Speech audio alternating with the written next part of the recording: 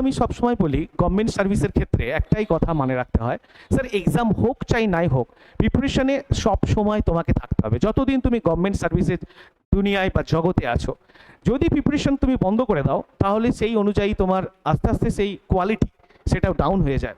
সেই জন্য স্যার কখনো এটা মনে করবে না আজকে যেমন হঠাৎ করে হয়ে গেল, স্যার একটা এসএসসি বিজ্ঞপ্তি প্রকাশ হয়ে গেছে, তুমি এখন ছোটা দৌড়া শুরু করে দিয়েছো, এটা কিন্তু নয় স্যার। বাজার থেকে দুটো বই কিনে নিলে, মাথা ঘোরায় রেখে দিলে এবং পরীক্ষার আগের দিন দুটো পড়ে নিয়ে চলে গেলে বলে স্যার আমার দ্বারা হবে না, এটা গভর্নমেন্ট সার্ভিসের নিয়ম নয়। সেটা গ্রুপ ডির এক্সাম হোক, অ্যান্ড গ্রুপ সির এক্সাম হয়, অ্যান্ড গ্রুপ এর এক্সাম হোক, সে যেই কোয়ালিটি হোক না কেন, স্যার তোমাকে সবসময় ফোকাস করতে হবে যে এক্সাম যখন আমি এই গভর্নমেন্ট সার্ভিসের জগতে আছি এবং আমাকে এক্সাম দিয়ে স্যার এই সার্ভিস পেতে হবে, তাহলে তোমার এটা উচিত সবসময় যে স্যার আমাকে পড়াশোনার মতো থাকতে হবে।